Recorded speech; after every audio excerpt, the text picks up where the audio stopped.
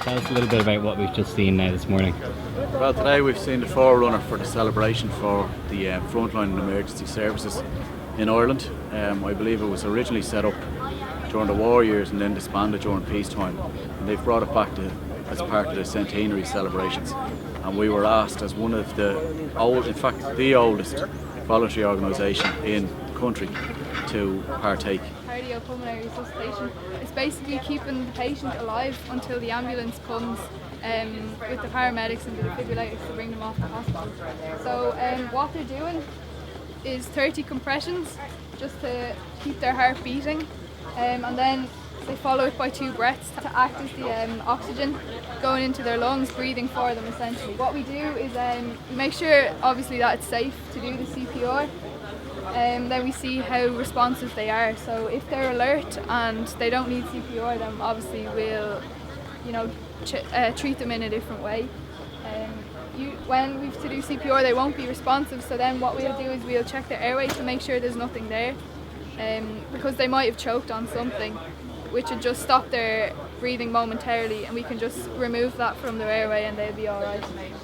Then when we find there's nothing there, we see how their breathing is. We'll find they're not breathing, so then we know that we have to basically breathe for them and pump their heart in CPR.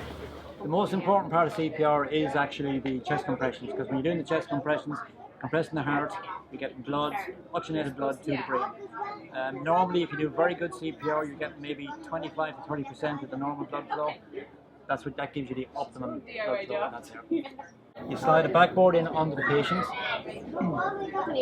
fix the Lucas machine to the top, turn it on, it's very important.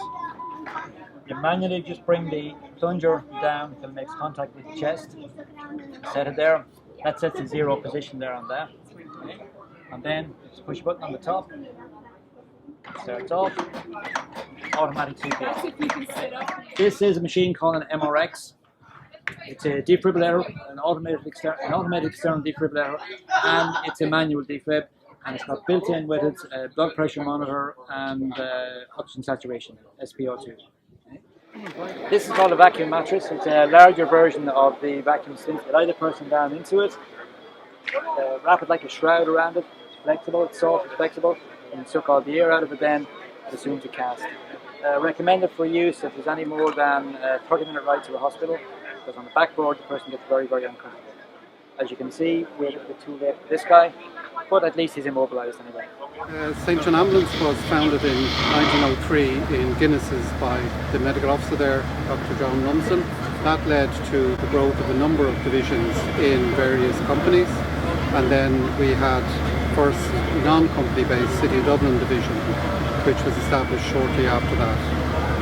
At this stage, St John has several divisions across the Dublin region, and we've expanded into Cork, Limerick and the Leinster area at this stage.